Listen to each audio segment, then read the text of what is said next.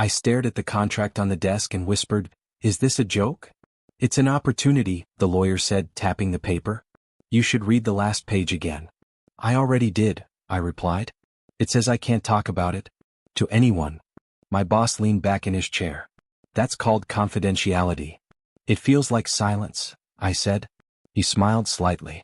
"Silence is protection." I did not believe him, but I needed this job. My rent was late. My phone kept buzzing with bank alerts. My mother's photo sat in my bag, folded at the corner, reminding me why I could not walk away. "What happens if I don't sign?" I asked. The lawyer closed the folder slowly. "Then this conversation never happened." My boss added, "And your position will be reconsidered." I swallowed. "Reconsidered how?" He did not answer. I looked down at the contract again. Thick paper. Heavy ink. My name printed too clearly, as if it already owned me. The numbers were generous. More money than I had ever held. A private apartment. Health coverage. Bonuses tied to loyalty. "What exactly will my role be?" I asked. "You'll remain my secretary," my boss said calmly. "Just closer." "Closer how?" "Available," he replied. The lawyer cleared his throat. "There are behavioral clauses." I flipped the page. No dating. No interviews. No external communication without approval. "And no resigning for 3 years," I added. "Yes," my boss said. "Stability." "It feels like a cage," I said before I could stop myself. He stood up. "Cages are for prisoners. This is for someone being protected." "From what?" I asked. He met my eyes. "From the world." The room felt colder. The windows were tall, but the light did not reach the desk. I noticed the pen waiting beside the contract. Black. Heavy. Final. "I'm just a secretary," I said quietly. "That's why this works," the lawyer replied. "You're invisible." I flinched. My boss did not correct him. I thought about my small apartment. The empty fridge. The voicemail from my landlord. I thought about how tired I was of choosing between food and dignity. "What's the real cost?" I asked. My boss said, "You follow instructions." "And if I don't?" He paused. "Then you disappear from this world." I laughed nervously. "That sounds dramatic." He leaned closer. "So does poverty." Silence stretched between us. The contract waited. "Can I have a day?" I asked. "No," the lawyer said.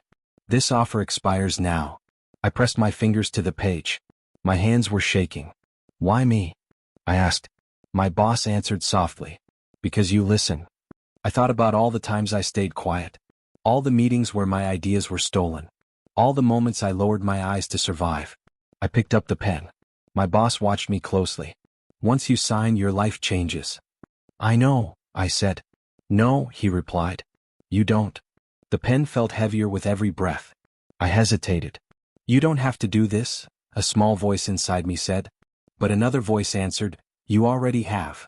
I signed. The sound of the pen scratching my name felt loud. Permanent. The lawyer collected the papers immediately. "Welcome."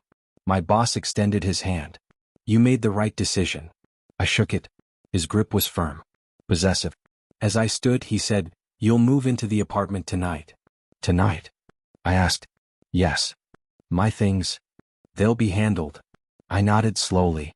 "You'll also wear this," he added, sliding a small envelope toward me. Inside was a simple ring. No stone. Just gold. "What is this?" I asked. "A symbol," he said. "Nothing more." "Do I have to wear it?" He smiled. "You'll want to." I slipped it onto my finger. It felt cold. The lawyer opened the door. "Someone will escort you." As I stepped into the hallway, my legs felt weak. The office I had worked in for years suddenly felt unfamiliar. The walls seemed closer. The air heavier. A woman I recognized from accounting glanced at my hand. Her eyes widened slightly. "What happened?" she whispered.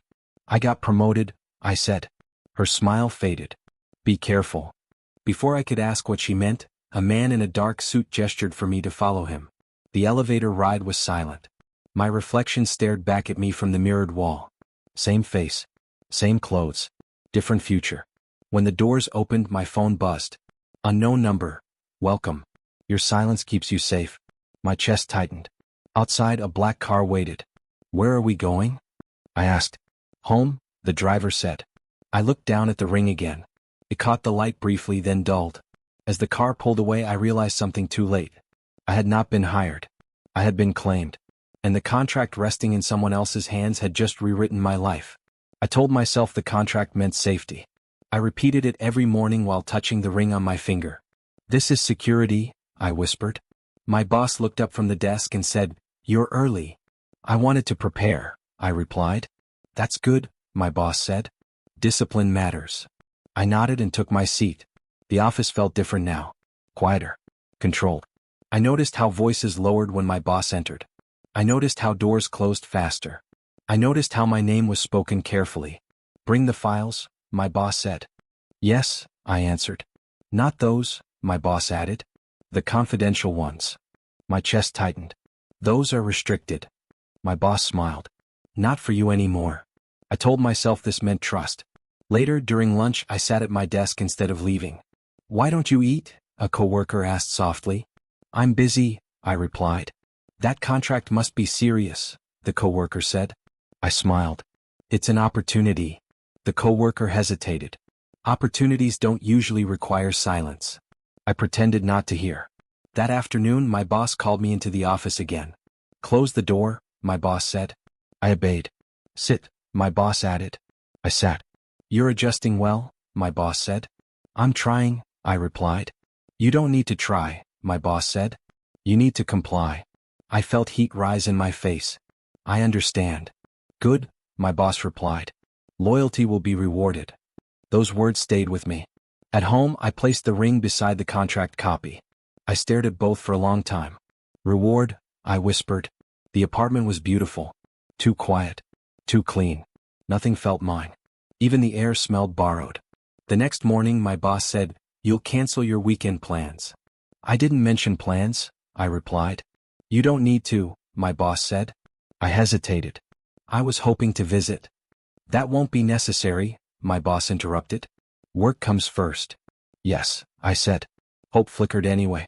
I believed obedience would build protection. I believed kindness lived somewhere behind authority. Days passed. Instructions grew sharper. "Don't speak in meetings unless asked." Yes. "Don't ask questions in front of others." Yes. "Don't repeat what you hear." Yes. Each yes felt smaller. One evening, I stayed late organizing reports. "You can leave," my boss said. "I'll finish," I replied. My boss studied me. "You want approval." I swallowed. "I want to do well." "Those are not the same," my boss said. I laughed nervously. "I'm learning." My boss nodded. Learning requires discomfort. I accepted that too. The first crack appeared quietly.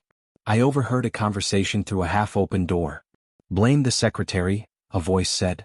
Another voice replied, "The contract covers it." My name followed. Casual. Dismissive. I stepped back before being seen. That night I could not sleep. "It's nothing," I told myself. "Just work talk." The next day, a report I prepared was presented without me. Why wasn't I invited? I asked later. My boss replied, "Your presence was unnecessary." "But it was my work," I said.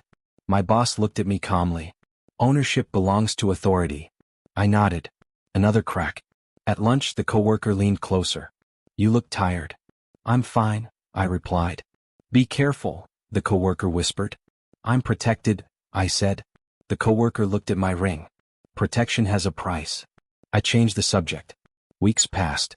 Praise disappeared. Instructions increased. My phone access changed. My emails were monitored. "Is this required?" I asked once. "Yes," my boss replied. "For how long?" "For as long as you belong here." I smiled weakly. I belong. The word tasted strange. One evening, my boss handed me a folder.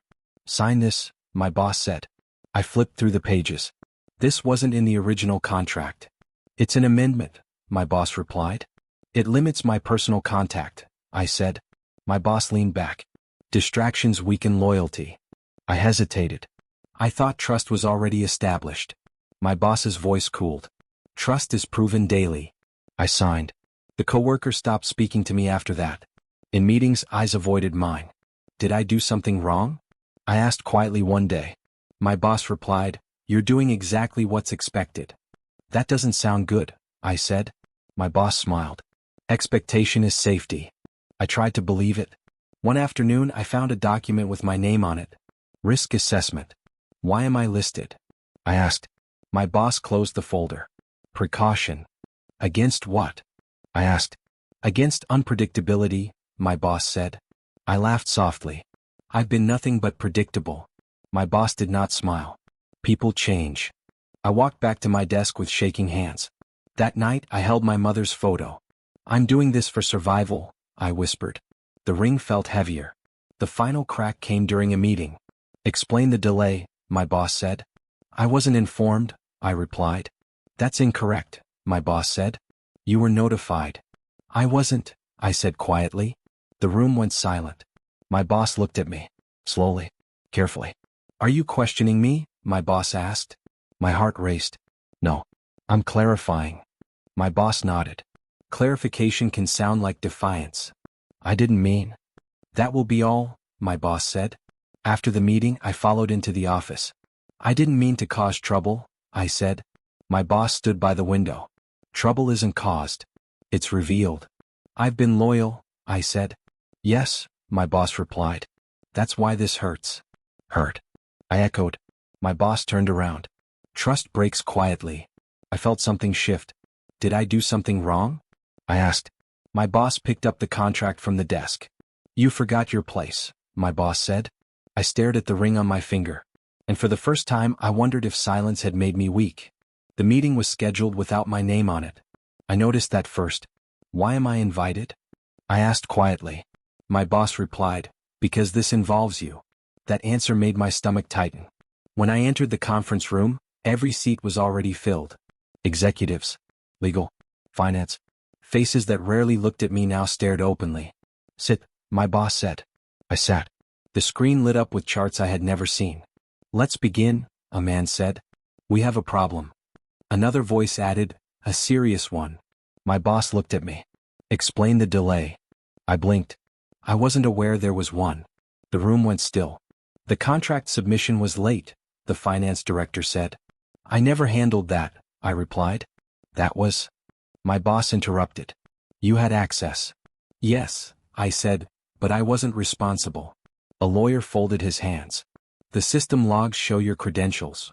That doesn't mean I approved it, I said. My boss sighed. You're making this difficult. I felt heat rush to my face. I'm telling the truth. A woman across the table spoke softly. Intent doesn't matter.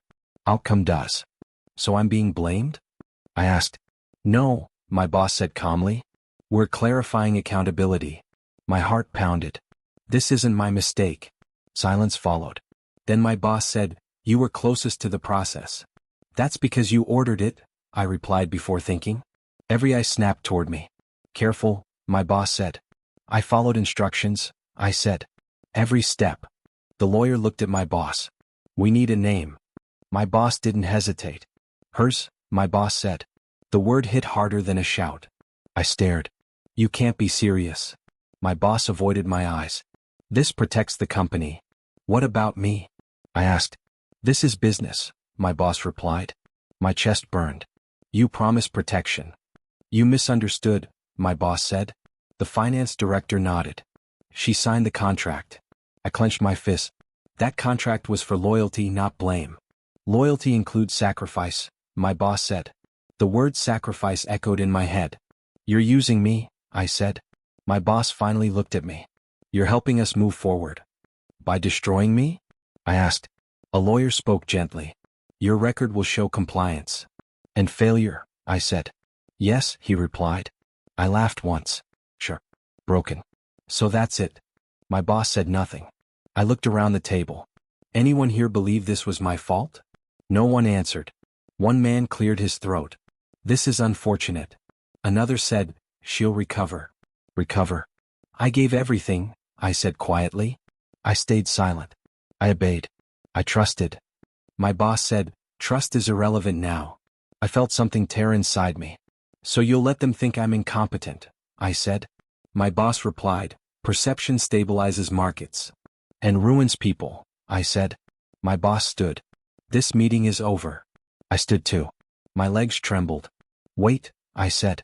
You're not even going to pretend to defend me? My boss paused. You'll be compensated. With money? I asked. With discretion, my boss said. I looked at the ring on my finger. You want me silent? I said. Yes, my boss replied. And if I speak? I asked. The lawyer slid a folder toward me. Consequences. I didn't open it. I already knew.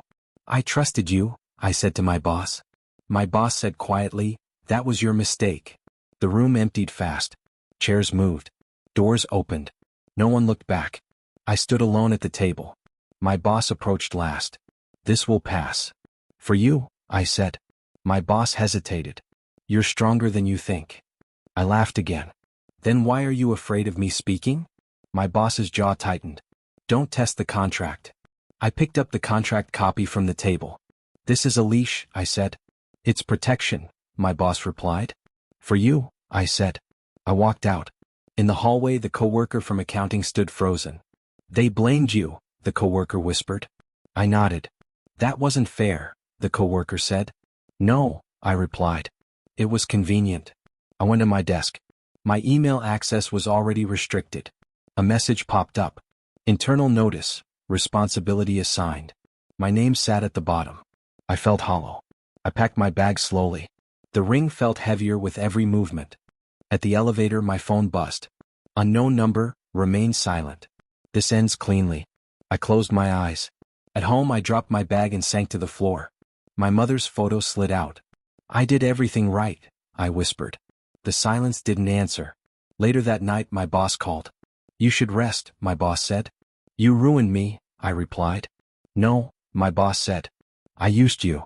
The honesty hurt worse. You'll survive, my boss added. Not as who I was, I said. My boss paused. That's growth. The line went dead. I stared at the contract, at the ring, at the photo. Something inside me cracked fully. I realized the truth too late. I was never valued. I was assigned. And as I sat there, reputation shattered and voice stolen, I understood one final thing. Betrayal doesn't scream. It signs papers.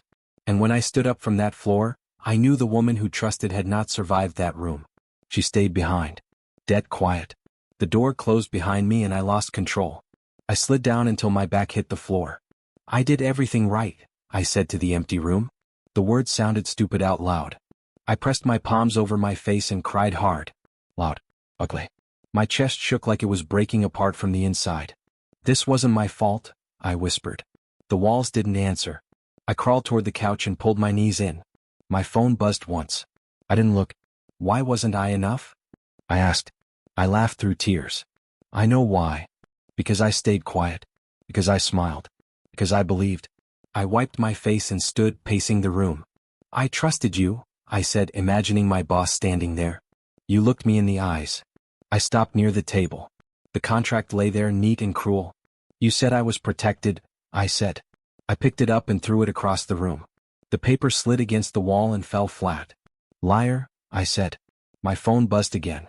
Unknown number, rest. Emotions fade. Silence protects you. I stared at the screen.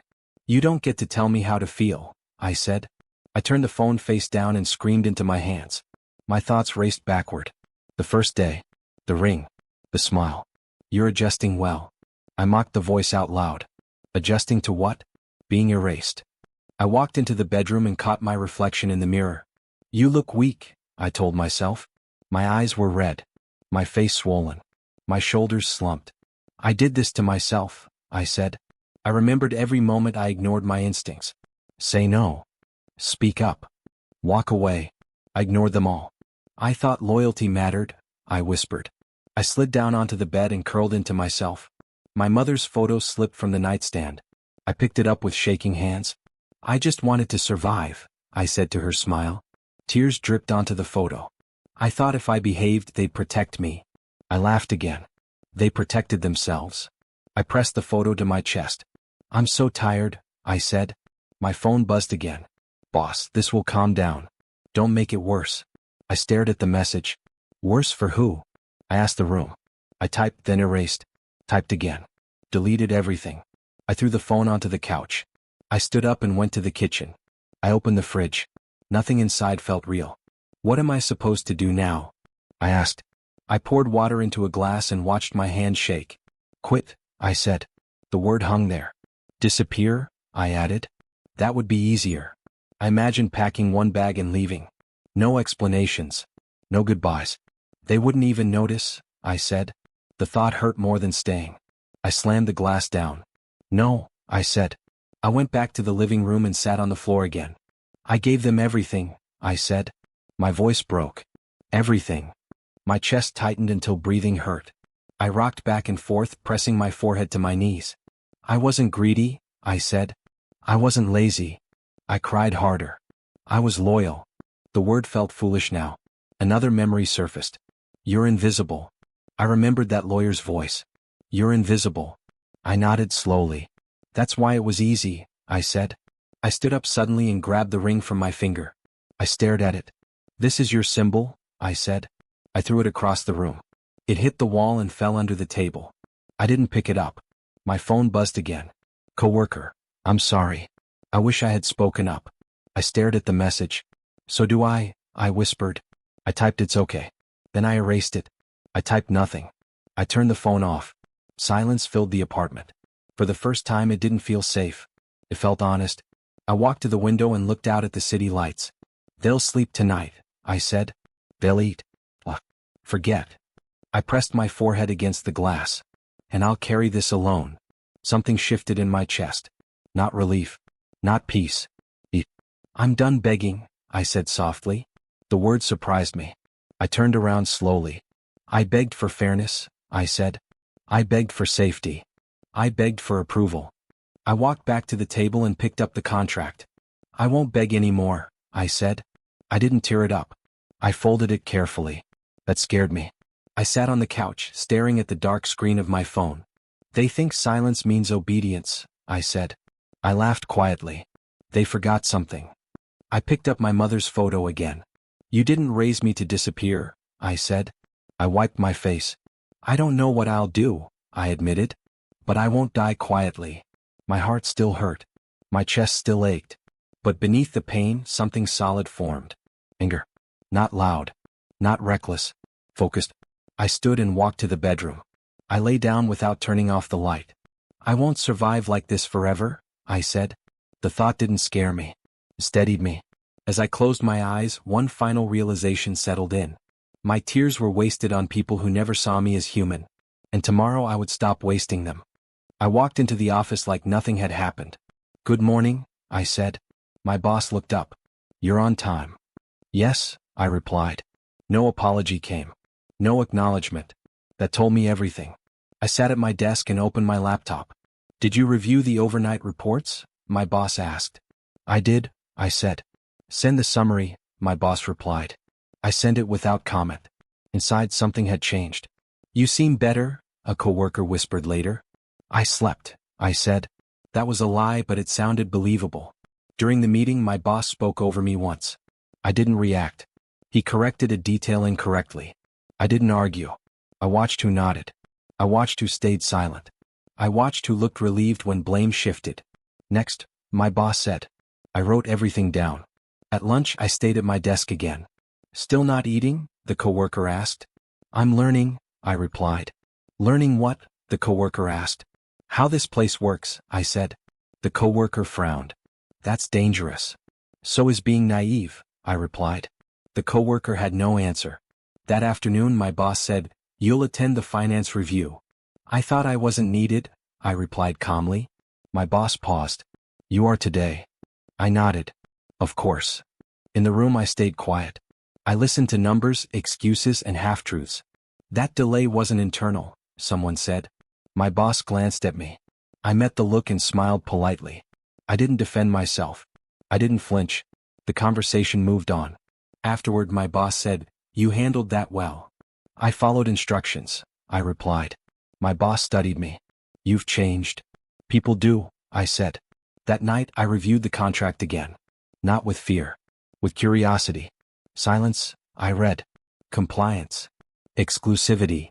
I smiled faintly. They never mentioned thinking, I whispered. The next day I asked a question. Not aloud. I emailed it. It went unanswered. I noted who was copied. Power left trails. Can you prepare the board packet? My boss asked. Yes, I replied. Have it ready tonight. I will, I said. I stayed late on purpose. I watched who left early. I watched who stayed because they were afraid. At 9 my boss came by. "You don't need to do this," my boss said. "I know," I replied. My boss nodded. Good. Approval no longer mattered. Patterns did. In the packet I noticed discrepancies. Small ones. Strategic ones. I said nothing. I saved copies. At home I placed the contract beside my mother's photo. "I'm still bound," I said softly. "But I'm not blind." The ring lay in the drawer. I didn't wear it anymore. No one commented. That was useful. Days passed. "Why didn't you speak up?" my boss asked once. "You didn't ask," I replied. My boss smiled thinly. Fair. Fair was a word they used when it benefited them. In a hallway I overheard whispers. "She's quiet now. That's better." She learned. I did learn. Just not what they thought. In a meeting someone said, "We need someone reliable." My boss said, "She's proven that." I met the coworker's eyes. The coworker looked confused. Later the coworker asked, "Are you okay?" "I'm focused," I replied. "That's not the same," the coworker said. "It's safer," I replied. One evening my boss handed me a new folder. "This stays between us," my boss said. "Of course," I replied. Inside were projections I shouldn't have seen. I memorized them. I asked nothing. My boss said, "You don't seem curious." "I'm careful," I replied. That pleased him. At home I wrote notes by hand. Names.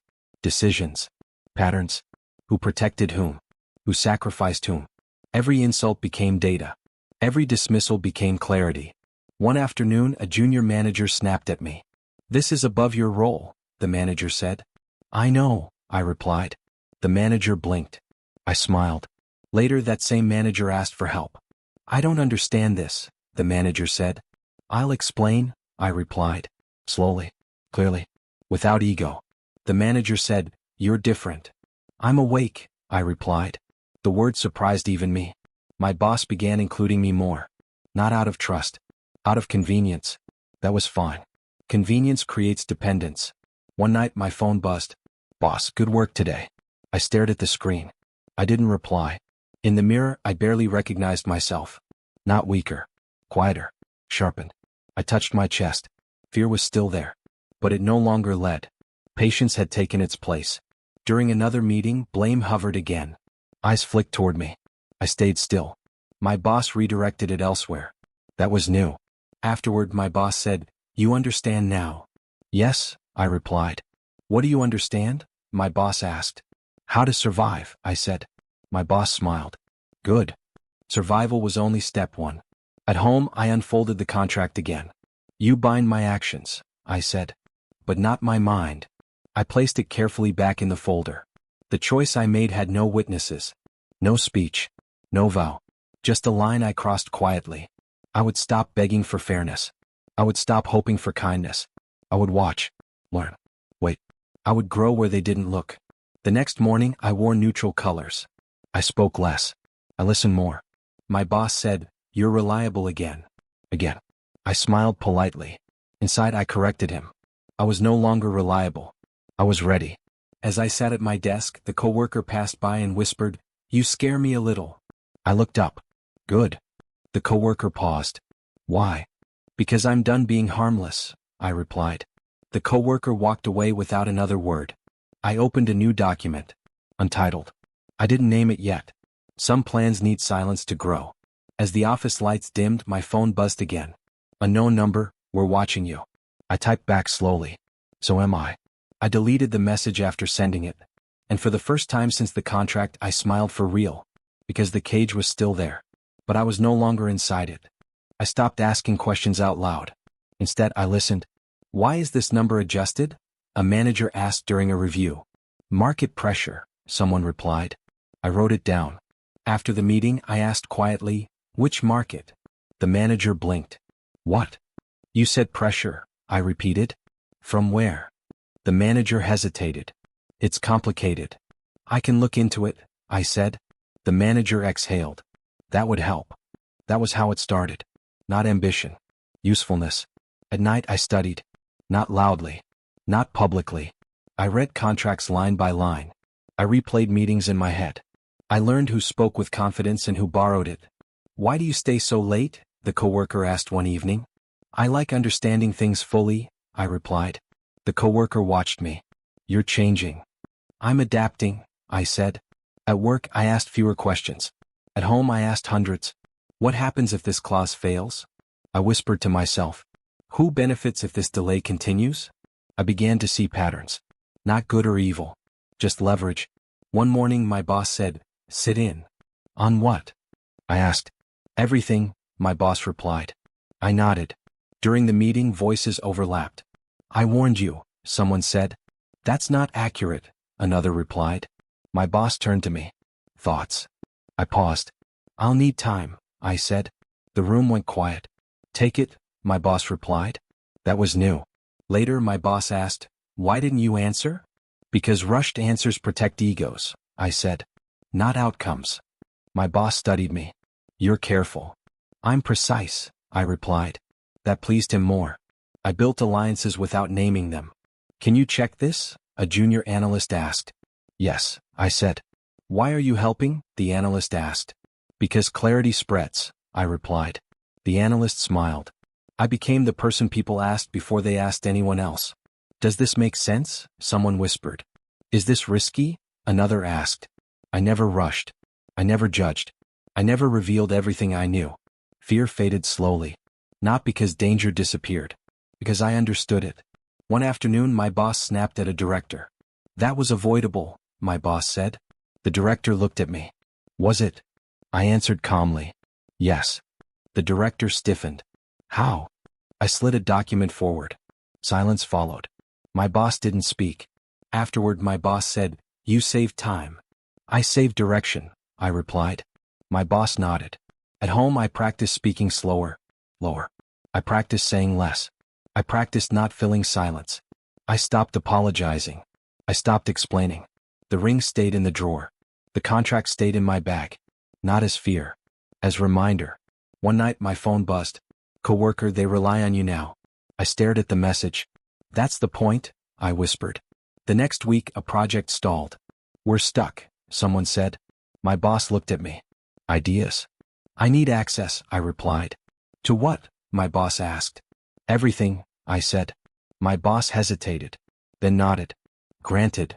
That was power. Quiet. Temporary. But real. I worked through the night. Not frantically. Deliberately. In the morning, I presented 3 options. Which one is safest? My boss asked. The second, I replied. And the strongest? My boss asked. The third, I said. My boss smiled slightly. You're learning. No, I replied. I learned. The choice they made wasn't mine. But the fact they asked was. In the hallway, someone said, you're essential now. I answered, for now. They laughed. I didn't. I noticed who felt threatened.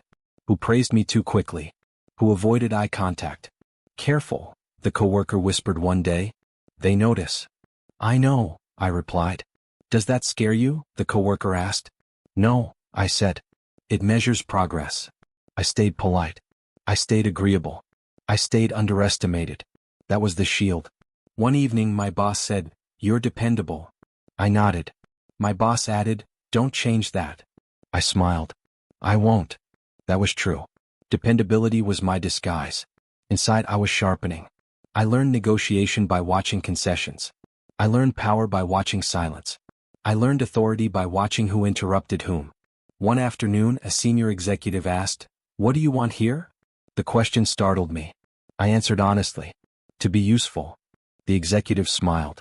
Smart answer. Not ambitious. Not threatening. Safe. At home, I stared at my mother's photo.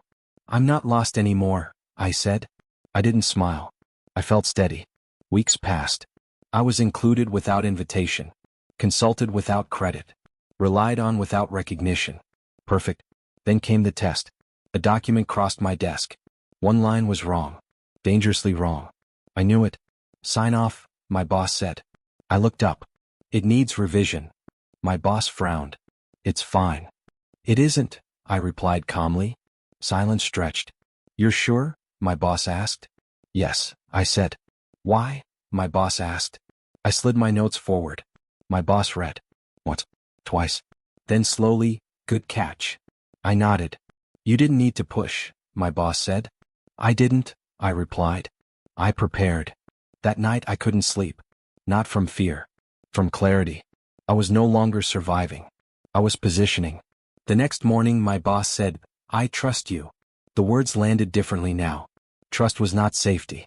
It was access. As I walked back to my desk, my phone buzzed. Unknown number.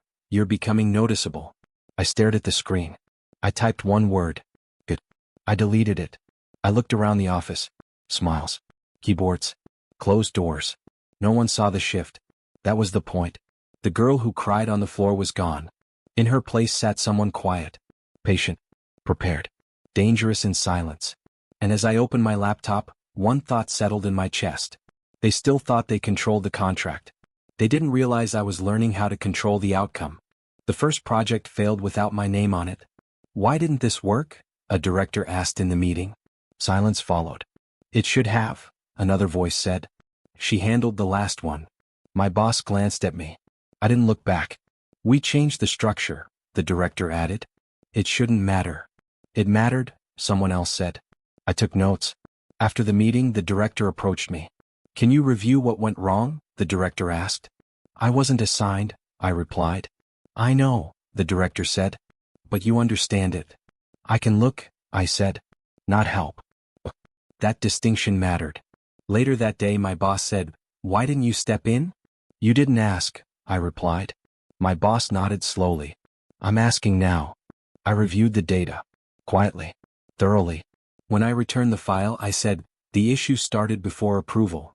Before? My boss asked. Yes, I replied. During assumptions. My boss frowned. That wasn't my call. I know, I said. The next meeting ended early. Voices were tense. Decisions reversed. I watched without comment. Another week passed. A proposal stalled. We need clarity, a manager said. My boss looked at me again. What do you think? My boss asked. I paused. It depends who wants the risk. The room went quiet. That's not an answer, the manager said. It is, I replied. My boss raised a hand. Continue. The numbers support growth, I said. The timing doesn't. So what do you recommend? The manager asked. I met the manager's eyes. Delay. The manager scoffed. That costs money. It saves credibility, I replied. Silence followed. They delayed. 2 days later, the market shifted. The proposal was pulled entirely. That was lucky, someone said. No, another replied. She warned us. I didn't smile. I didn't celebrate. I felt calm. At lunch, the coworker sat beside me. They're noticing, the coworker said. I know, I replied. You could enjoy this, the coworker said. I don't need to, I replied. Why not? The coworker asked. Because enjoyment makes noise, I said. That afternoon, a junior staff member panicked. This won't work, the staff member said. We'll miss the deadline. Show me, I replied. The staff member did. I scanned the file once. Remove this layer, I said. That's not protocol, the staff member replied.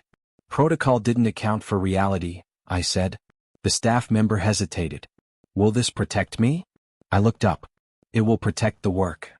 The staff member nodded and followed my instruction. The deadline was met. Later, the staff member whispered, "Thank you."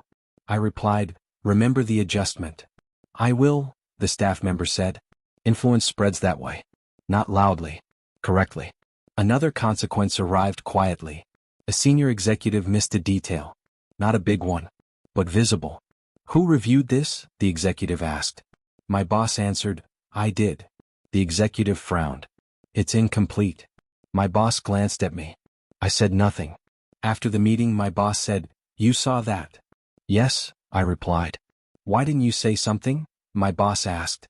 You didn't ask, I replied. My boss exhaled slowly. The next document came to me first. That was the shift. Not authority. Sequence. People began checking before deciding. Does this make sense? They asked. Is this risky? They whispered. I answered carefully. I corrected privately. I let mistakes stand publicly. Not out of cruelty. Out of clarity. Those who dismissed me struggled. Those who listened adapted. One afternoon, a manager who once blamed me said, Can we talk? About what? I asked.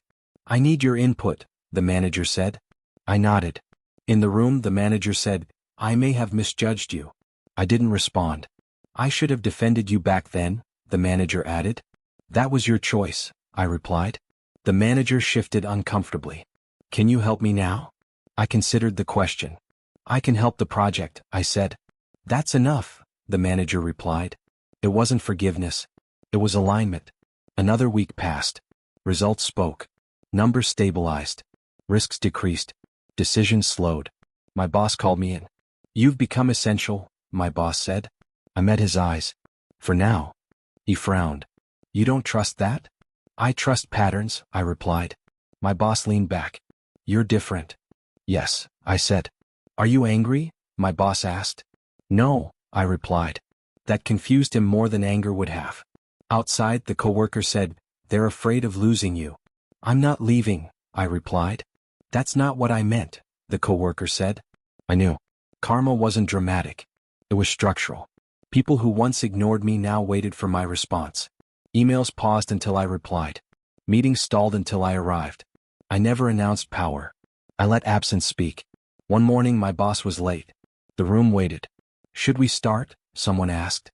"Let's wait," another replied. "She's not here yet." I arrived 5 minutes later. No one commented. They resumed. I took my seat. My phone buzzed. "Unknown number. You seem comfortable now." I ignored it. Comfort wasn't the goal. Balance was. That afternoon my boss said, "You don't need to prove anything anymore." "I'm not proving," I replied. "I'm positioning." My boss studied me. "For what?" I smiled faintly. "For choice." At home I looked at my mother's photo. "They're finally listening," I said. The photo didn't smile back. I didn't need it to. The ring stayed in the drawer. The contract stayed in my bag. Unchanged. But their effect was different now. They no longer felt like chains. They felt like leverage. Late that night my boss called. "We need to talk tomorrow," my boss said. "About what?" I asked. "Your future," my boss replied. I paused. "Which one?" My boss didn't answer. The call ended. I sat in silence. Not fear. Anticipation. Karma had done its quiet work. Not revenge. Reveals. The balance had shifted. And for the first time since the contract, I wasn't afraid of what came next. Because whatever it was, they would need me more than I needed them. The decision was made before I entered the room. I knew because the tone was wrong. "Let's begin," my boss said. I took my seat. No introductions. No small talk. Just eyes on me. "We've reviewed the restructuring," the executive said. I nodded. "We need continuity," another added. Silence followed.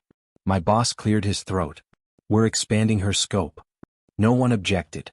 That was the reveal. Not applause. Not praise. Absence of resistance.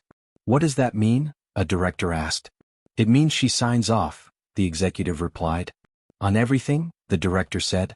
"On strategy," the executive corrected. "On risk." The director looked at me. "You're comfortable with that?" the director asked. "Yes," I replied. My voice didn't shake. My hands didn't move. "We'll amend the contract," the executive said. That word landed differently now. Contract. "Amend how?" I asked. The executive paused. "You'll have discretion." "Defined?" I asked. The executive nodded. "Defined." The room watched carefully. "Is that acceptable?" my boss asked. "Yes," I replied. Simple. Clean. No gratitude. No disbelief. The meeting ended early. No one rushed out. People lingered. "Congratulations," someone said quietly. "Earned," another added. I packed my bag. The contract rested inside. Not heavy anymore. Not sharp. At my desk my boss approached. "You didn't look surprised," my boss said. "I wasn't," I replied. "You knew?" my boss asked. "I anticipated," I said. "That confidence," my boss said, "is new." "No," I replied. "It's visible." My boss studied me. "You're different in rooms now." "I stand the same," I replied. The room changed. Later, a manager who once ignored me said, "So you're our final check now?" "For certain matters," I replied. The manager hesitated. "That's a lot of responsibility." "It always was," I said. The manager nodded slowly. Respect arrived quietly. At lunch, the coworker whispered, "They didn't argue." "I noticed," I replied.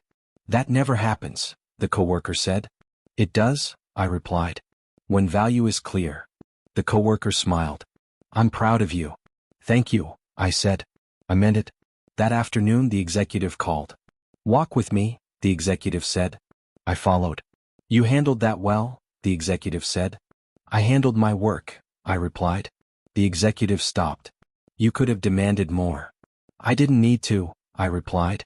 The executive studied my face. You understand leverage. Yes, I said. That contract, the executive said, used to protect us. I nodded. Now, the executive asked. It protects balance, I replied. The executive smiled faintly. You've learned. I paid for it, I said. The executive didn't ask how. At my desk an email waited. Subject: authority clarification. It listed my name. Above managers. Below partners. Precise. Intentional. No announcement followed. Just alignment. People adjusted. Should we wait? Someone asked. Yes, another replied. She hasn't reviewed it. I reviewed. I revised. I returned notes. No explanations. Just decisions. A junior staff member approached. Is this okay? The staff member asked. It's incomplete, I replied. Should I redo it? The staff member asked. Ask yourself what you'd change, I said. The staff member thought. This assumption. Fix that, I replied. The staff member nodded. Thank you. I watched confidence transfer. Not authority. Clarity. In the afternoon meeting, tension rose. This will delay us, a director argued. It will protect us, I replied. That's your opinion, the director said. It's my responsibility, I replied. The room stilled. The director leaned back. Approved, the executive said. The director didn't meet my eyes. I didn't chase them. At home I opened the drawer. The ring remained untouched. The photo rested beneath it. I picked up the contract. Read the amended page. My name appeared more than once. I didn't smile. I breathed. That night my boss called. They're talking, my boss said. About what? I asked. You, my boss replied. Let them, I said. They're confused, my boss said. Good, I replied. My boss hesitated. You're not angry anymore. No, I replied. Do you forgive them? My boss asked. I looked at the contract. I don't need to, I said. The call ended. The next day a meeting shifted tone. Questions came to me first. Thoughts, they asked. Risks, they pressed. Options, they waited. I answered selectively. I withheld strategically. Power didn't require volume. Only timing. A manager whispered, I underestimated you. Yes, I replied. The manager blinked. That's all? The manager asked. That's enough, I said.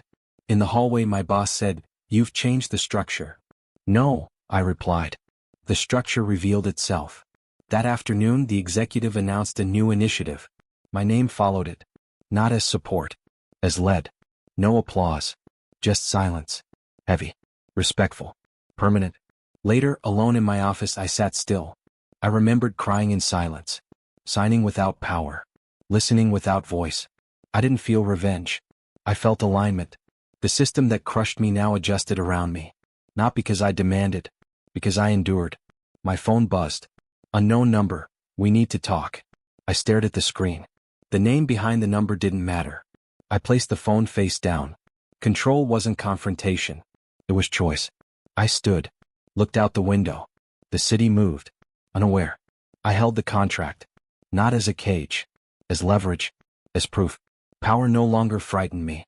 I had earned my place. And now, I would decide what to do with it. Close the door. I did.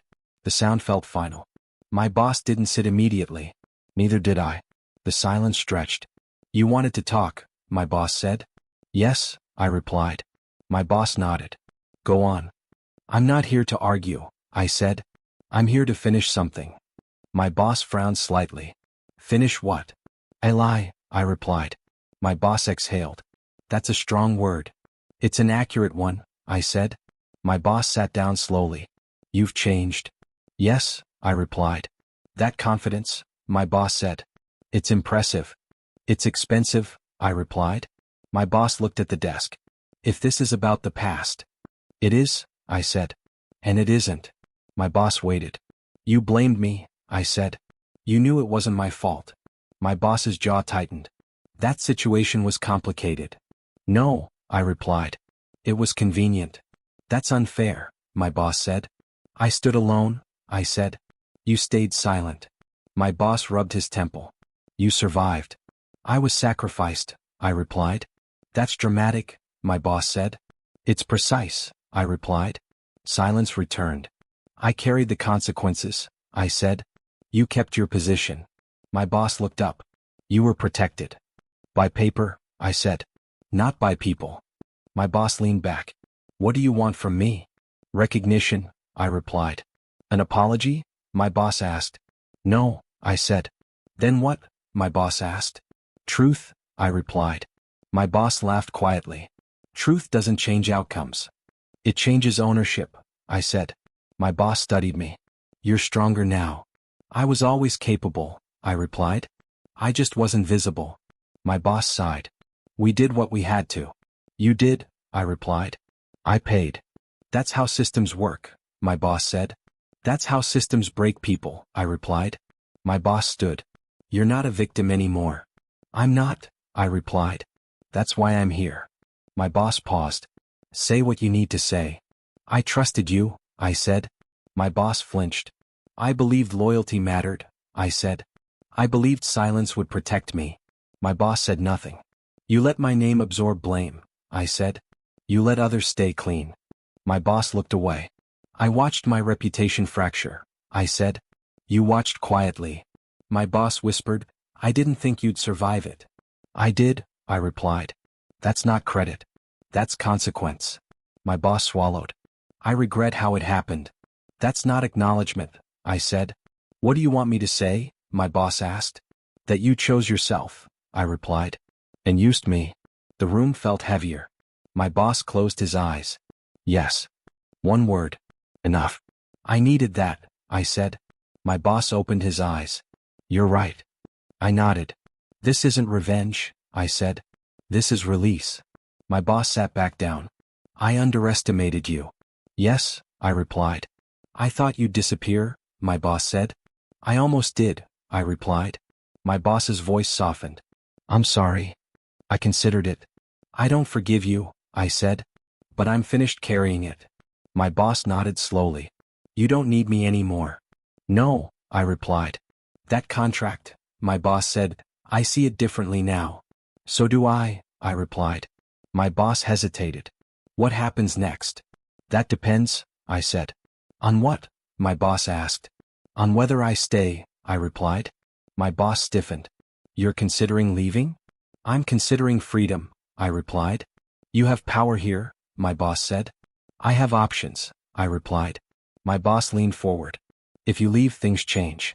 They already have, I replied. Silence pressed in. You could expose everything, my boss said quietly. Yes, I replied. You won't? My boss asked. I don't need to, I replied.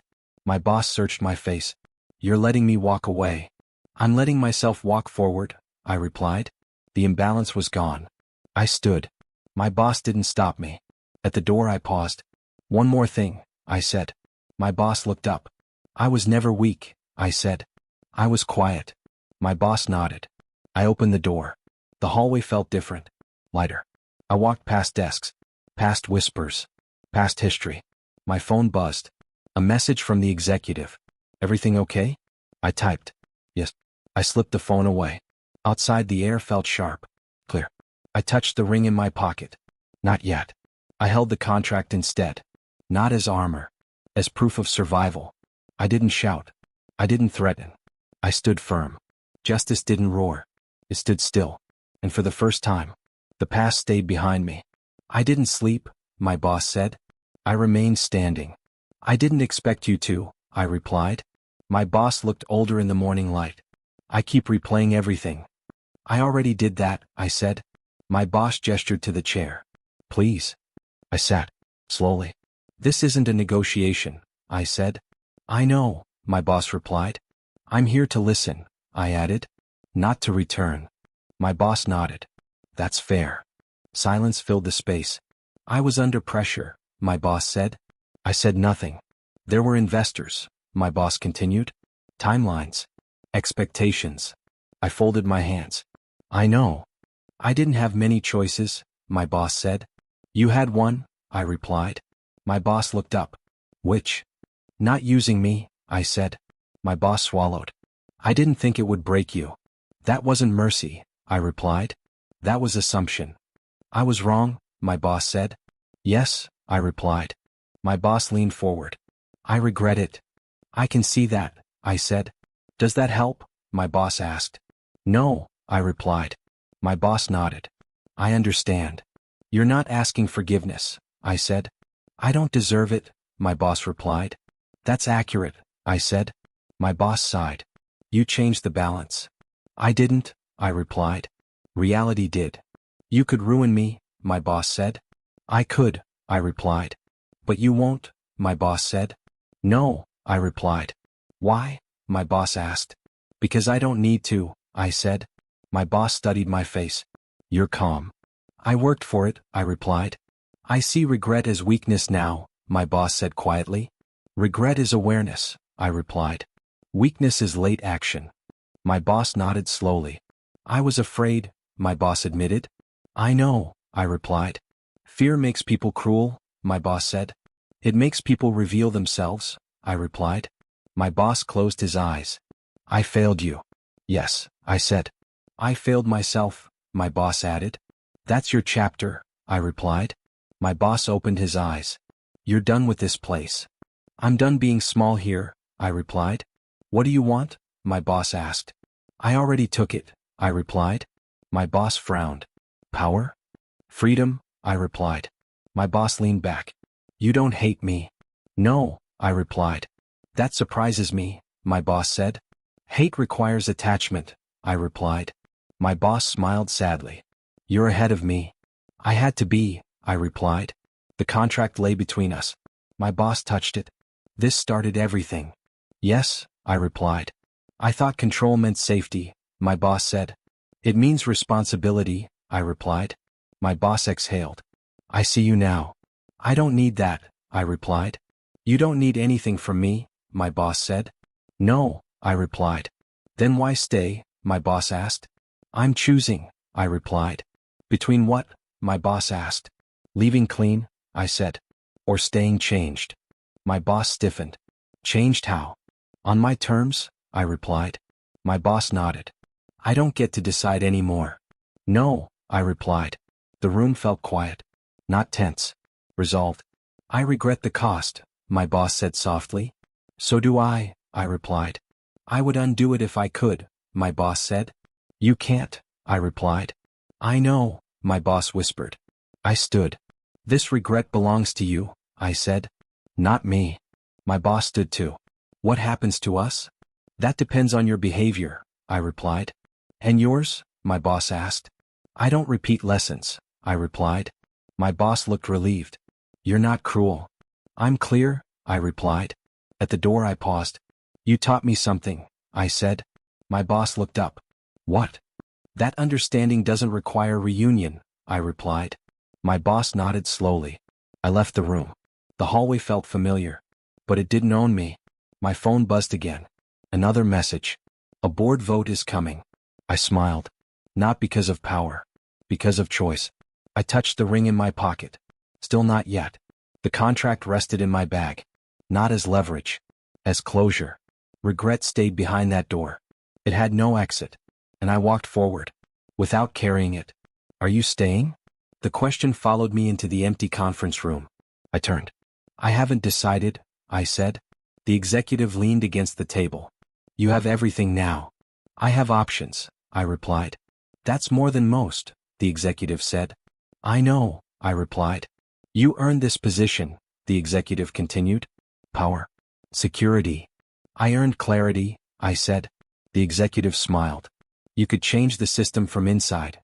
I already changed myself, I replied. Silence settled. You're afraid, the executive said gently. Yes, I replied. Of leaving? The executive asked. Of staying? I replied. The executive's expression softened. That's honest. I looked at the window. I spent years surviving. And now? The executive asked. Now I'm choosing, I replied. You don't need to prove anything, the executive said. I'm not, I replied. You could have comfort, the executive insisted. I could have peace, I replied. The executive exhaled. You're walking away from influence. I'm walking toward ownership, I replied. The executive studied me. You won't regret it?